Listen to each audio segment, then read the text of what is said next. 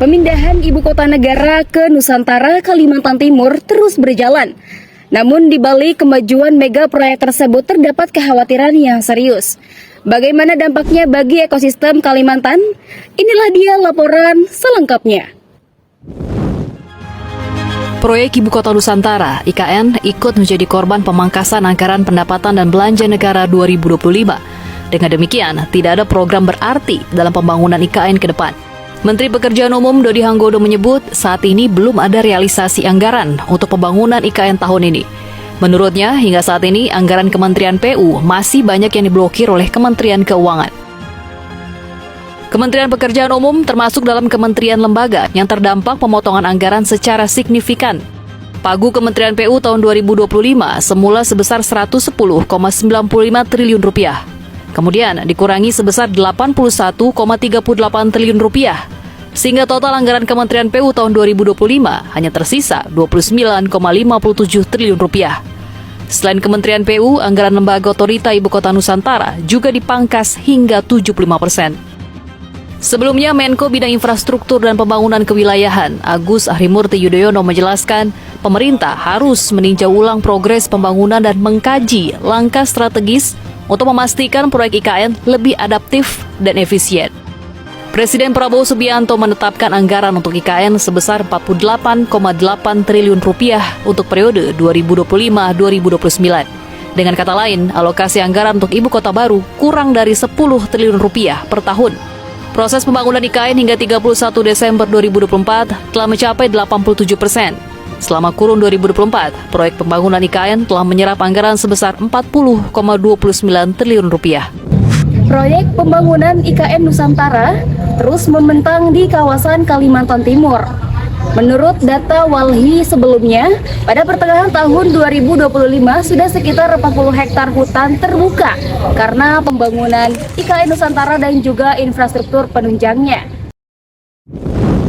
Kalimantan yang dikenal sebagai paru-paru dunia kini harus menghadapi kenyataan pahit. Rusaknya habitat alami berbagai satwa endemik seperti orangutan Kalimantan, bekantan hingga macan dahat.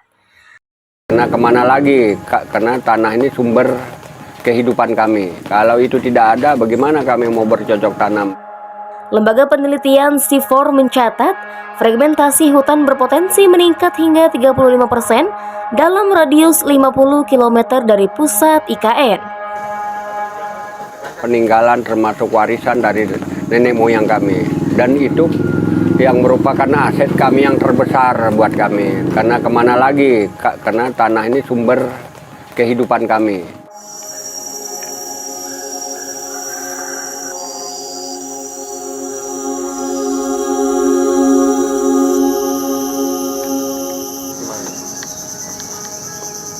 Yang semakin hari habitatnya semakin merosot, itu tantangan terberatnya karena pertambahan penduduk, kemudian pembangunan infrastruktur itu pasti akan mengurangi satu kawasan di mana keberadaan habitat juga itu.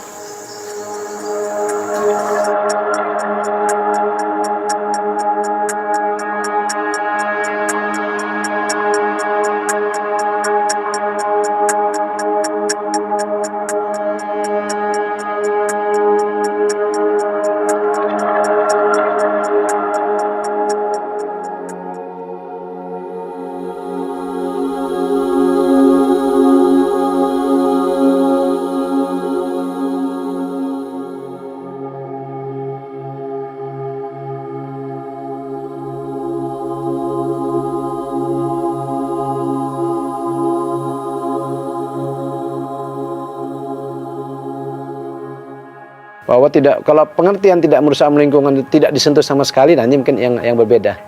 Ya bisa saja ada daerah yang kita sentuh tapi secara persentase dia tidak merusak signifikan lingkungan. Nah, kalau itu tidak benar-benar terkontrol, tidak tertata dengan baik terkait dengan bagaimana pengolahan yang ada di sekitarnya, maka ancaman ini mungkin lebih tinggi lagi, ya, lebih tinggi.